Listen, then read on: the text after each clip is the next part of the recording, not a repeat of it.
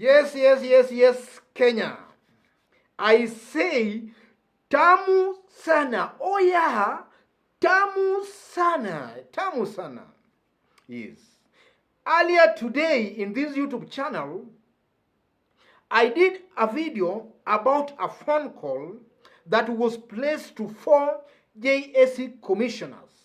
And that phone call, from the sources we gathered, changed the results of the whole interview and awarded CJ position to one Martha Koome. If you missed that video, check in my YouTube channel. It's a wonderful video. So in this video right now, I want us to dwell on the dent. As Martha Koome is busy preparing to take over as Chief Justice, Kenyans are a little bit concerned about her demeanor. Kenyans see Justice Martha Koome as somebody being propelled by the heavy hand, or rather the deep hand of the state. And one Kenyan, by the way, if you don't know, one Kenyan here by the name Omtata has got 3 issues that he strongly believes disqualifies Martha Koome from the post of the CJ. And for those who might not know, the new CJ Martha Koome was among the 3-judge bench that sat in the night and overturned a High Court ruling by Justice Odunga, a ruling that had overturned the IBC appointment of the returning and presiding officers for the 26th August 2017 repeat election. It was around 2 in the evening, and then hurriedly a 3-judge bench of the Court of Appeal was formed that sat in the night and overturned that ruling that paved way for the repeat election on Thursday, 26th of August 2017. So before we dwell into details about that, let me just read for you issues Omtata has with the CJ, the one that has been just nominated. Number 1, Omtata believes that out of the 10 candidates who presented themselves to be considered for the CJ, there were better candidates going by their track records. That is the first issue Omtata has with the CJ. And for those who don't know, Omtata is a human rights activist who is really doing well on matters of preserving, or rather defending, the interests of the public. So that's the first issue Omtata has.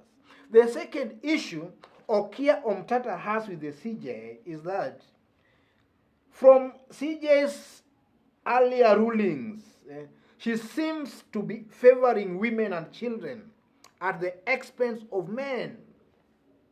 Any case that reaches her, she will most likely favor a woman or a child. Omtata believes that a judge has to be impartial and should not favor any group. The third issue Omtata has with the CJ is her involvement in a bench that overturned a decision by the High Court that had ordered that the 2017 presidential election should not go on because of irregularities during appointments of election officials, of IEBC returning officers. So I want us to dwell on the third issue, ladies and gentlemen. I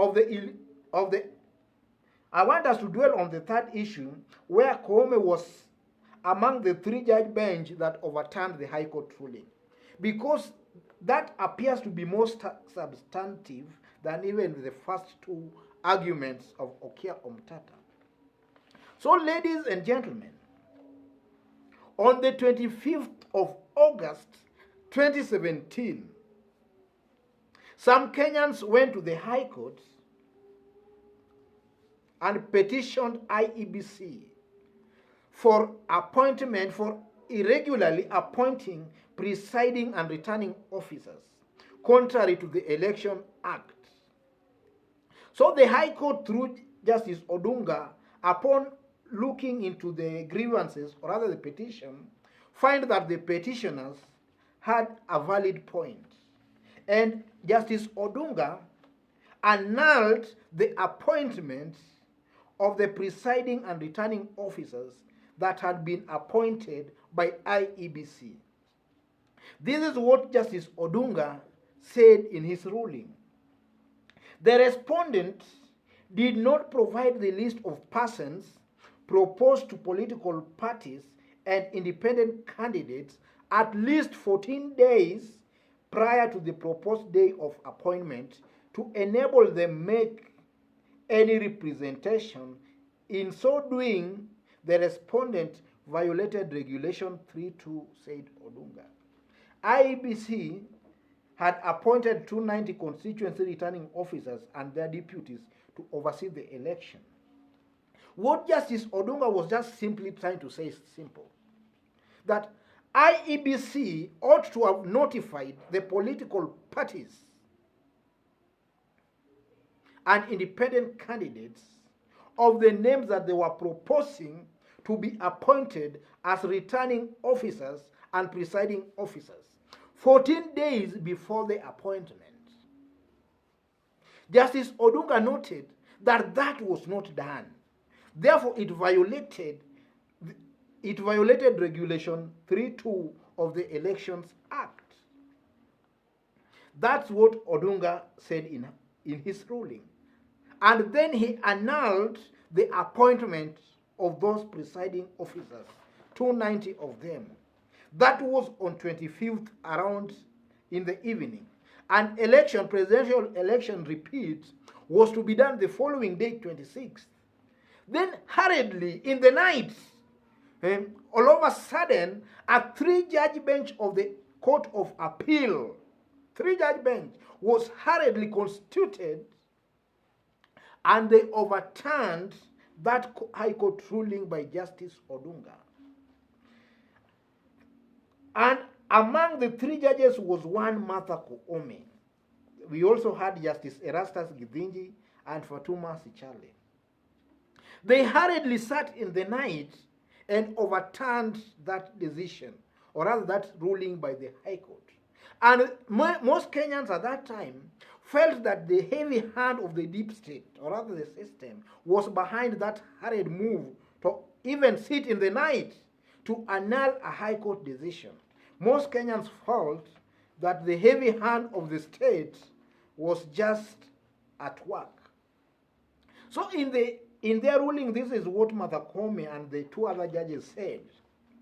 For the avoidance of doubt, this order means that the statutory functions of the returning officers and their deputies relating to the presidential elections slated for October 26th are not invalid. It was a long ruling, ladies and gentlemen, where they also noted that IBC had actually appointed the presiding officers irregularly, but nonetheless, Martha Koome and those other 2 judges gave the presiding officers the nod to conduct the presidential repeat election. Most Kenyans felt that was a big letdown, for it just meant that already there was a clear way, or maybe there was a clever strategy to maybe rig the repeat elections again. So when Martha Koome sat in the night and overturned the ruling by the High Court, many Kenyans felt she was working for the deep state. So now that she has been appointed as the Chief Justice, many Kenyans, and specifically one Ngatia Omtata, feels that this lady Chief Justice will just be serving the interests of the deep state. That's what most Kenyans feel currently. So, ladies and gentlemen, let me leave it there today. If you've bumped on this YouTube channel for the very first time, tap on the subscription button and on the notification bell. And in case you are watching us outside of the country, drop us a comment and let us know from which part of the globe you are watching us from. For those who have not yet subscribed to this YouTube channel, tap on the subscription button and on the notification bell, just as I've just stated. Otherwise, God bless you. God bless Kenya. Tamu sana. Thank you, ladies and gentlemen.